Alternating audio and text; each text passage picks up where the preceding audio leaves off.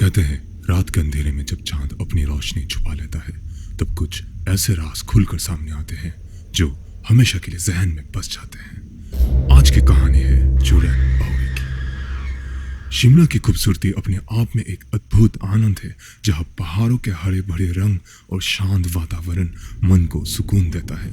लेकिन ये खूबसूरत शहर अपने सिर्फ हरियाली के लिए नहीं, एक डरावनी कहानी के लिए भी मशहूर है। नवंबर से छोटे शिमला की तरफ जाने वाले हाईवे के बीच एक जगह है चुड़ैल बावड़ी।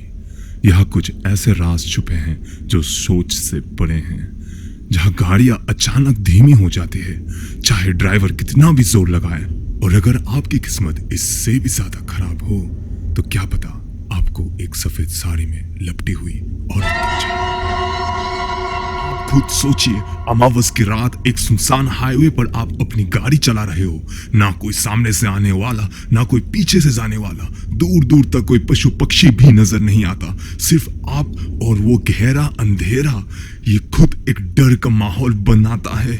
और अगर ऐसे में एक औरत सफेद साड़ी में नजर आ जाए, सोचकर ही मैं तो कांप उठता हूं। कहते हैं अगर उस औरत ने आपसे लिफ्ट मांगी और आपने मना कर दिया तो समझो आपने बहुत बड़ी गलती की, क्योंकि जो लोग मना करते हैं उन्हें बाद में एहसास होता है कि गाड़ी के पिछली सीट पर कोई बैठा है। इसी कारण उस जगह में कई एक्सीडेंट्स हुए हैं। तो ऐसे ही एक घटना प्रमोद नाम के व्यक्ति के साथ घटी है जो मैं आपके साथ शेयर करने वाला हूँ। प्रमोद और शिवम शिमला में एक बिजनेस मीटिंग खत्म करने के बाद रात के अंधेरे में अपने होटल की तरफ गाड़ी से निकल रहे थे। उनके कलीग्स के बार बार मना करने के बावजूद प्रमोद और शिवम दोनों रात के 3 बजे निकल पड़े थे। उनके कलीग्स ने उन्हें ये वार्निंग दी थी कि ये लोग जो रास्ते से गुजरेंगे होटल की ओर, उस रास्ते के बीच एक जगह मिलेगी चुड़ैल बावड़ी, जो कि कई सारे ऐसे इंसिडेंट्स के लिए मशहूर है जो आप कभी ना चाहो कि आपके साथ हो। शिमला की टेढ़ी मेढ़ी सड़कें और गहरी कोहरे ने रात को और भी भयानक बना दिया था। प्रमोद जो शिवम का बॉस था, भूत प्रेत की कहानियों को मजाक समझता था, जबकि शिवम इन सब चीजों पर पूरा विश्वास रखता था। रात का समय था, जंगल के बीच से गुजरती हुई सड़क और कोहरे से घिरा हुआ रास्ता। शिवम अपनी घबराहट छुपा नहीं पा रहा था। उसने धीरे से कहा, सर, क्या हमारे कलीग्स ने जो कहा वो बात सच हो गई तो? प्रमोद ने हंसकर जवाब दिया, अरे शिवम, तुम भी ना, ये सब पुरानी बकवास कहानियां हैं। तुम ऐसी छोटी मोटी बातों से मत डरो, मैं तुम्हारा बॉस हूं ना, अगर कुछ भी होगा तो मैं तुम्हें बचाऊंगा। फिर शिवम ने भी सोचा, चलो बॉस से और क्या ही झगड़ा करना। वो लोग जा ही रहे थे, तभी उनकी गाड़ी के हेडलाइट्स में एक परछाई झलकती है। सड़क के किनारे एक औरत खड़ी थी, सफेद साड़ी में लपटी हुई। उसके लंबे और बिखरे हुए बाल ठंडी हवा में हिल रहे थे। उसके हाथ ऊंचे थे जैसे वो लिफ्ट मांग रही हो। शिवम की आवाज कांप गई, सर, गाड़ी मत रोकिए, हो सकता है ये वही चुड़ैल हो। प्रमोद ने आंखें घुमाए, पागल हो गए हो क्या? कोई मुसीबत में है, हमें मदद करनी चाहिए। प्रमोद ने गाड़ी धीमी करके शीशा नीचे कर दिया। प्रमोद ने बोला, आपको कोई मदद चाहिए? वो औरत धीरे से आगे बढ़ी, लेकिन उसका चेहरा अंधेरे में छुपा हुआ था। मुझे लिफ्ट दोगे? उसने एक ठंडी और भयानक आवाज में कहा। प्रमोद ने कहा, हाँ, क्यों नहीं, आप कहाँ जा रही हो?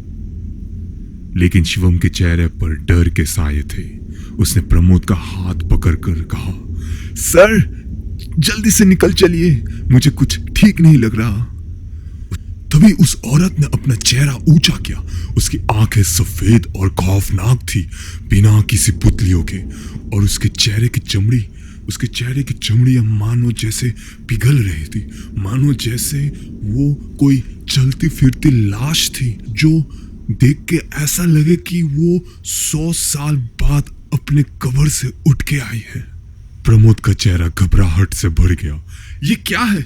शिवम चीखा, सर, गाड़ी भगाइए जल्दी। प्रमोद ने तुरंत एक्सीलरेटर दबाया, लेकिन वो जैसे ही सामने बढ़े, उनके इंजन से अजीबोगरीब आवाजें आने लगी और उनके गाड़ी की स्पीड अपने आप कमने लगी। पीछे जब दोनों ने मुड़कर देखा तो उन्होंने क्या देखा?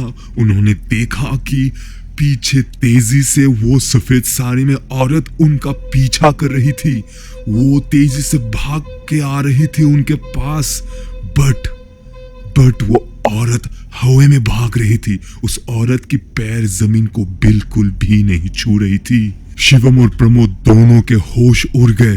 प्रमोद ने बार बार इग्निशन स्टार्ट करने की कोशिश की, लेकिन गाड़ी धीरे धीरे और रुक गई। उन्होंने देखा वो औरत अब उनके गाड़ी के बिल्कुल पास खड़ी थी। उसका भयानक चेहरा शीशे के पास आ गया था और उसने गाड़ी का दरवाजा खोलने की कोशिश की। जोर जोर से खट खट खट खट खट खट खट खट खट खट खट खट। शिवम और प्रमोद को पता नहीं था कि वो लोग क्या करेंगे। शिवम और प्रमोद को लग रहा था कि उनकी मौत अभी उनके दरवाजे पे दस्तक दे रही है। शिवम और प्रमोद ने डर के मारे गाड़ी में इधर उधर ढूंढना स्टार्ट किया, इस उम्मीद में कि उनको कुछ ना कुछ जरूर मिल जाए जो चुड़ैल को भगाने में मदद करे। तभी उन्हें गाड़ी के ग्लोव बॉक्स के अंदर हनुमान चालीसा मिलता है। फिर दोनों ने जैसे ही हनुमान चालीसा को पढ़ना स्टार्ट किया, उस चुड़ैल ने जोर से एक चीख मारी। उसकी चीखों के कारण पूरी गाड़ी कांप उठी थी। पूरा गाड़ी हिल रहा था, लेकिन वो अंदर बिल्कुल भी नहीं आ पा रही थी। चुड़ैल ने बार बार दरवाजा खोलने की कोशिश की। उसने पूरे गाड़ी को पीटा, बार बार पीटा, लेकिन असर बस गाड़ी के बाहर तक था। शिवम और प्रमोद के पास कोई और रास्ता नहीं था, बस हनुमान चालीसा पढ़ने के अलावा। वो पढ़ते गए और चुड़ैल गुस्से में गाड़ी के इर्द गिर्द मंडराने लगी। हर बार जब वो पास आती, हनुमान चालीसा के शब्द उसे दूर ढकेल देते। उसकी चीखें और भी तेज होती गई। उसके काफी प्रयास करने के बावजूद भी वो गाड़ी के अंदर नहीं आ पा रही थी। प्रमोद और शिवम लगातार हनुमान चालीसा पढ़े जा रहे थे। फिर अचानक तेज और भयानक चीख के साथ वो चुड़ैल गायब हो गई। प्रमोद ने गाड़ी स्टार्ट करने की वापस कोशिश की और इस बार इंजन आसानी से स्टार्ट हो गया और दोनों तुरंत वहां से निकल गए। कोहरा भी धीरे धीरे हटने लगा और रात का अंधेरा कुछ कम हो गया, लेकिन फिर भी शिवम और प्रमोद दोनों रास्ते भर चुप रहे। उनके चेहरे में अभी भी डर के निशान थे।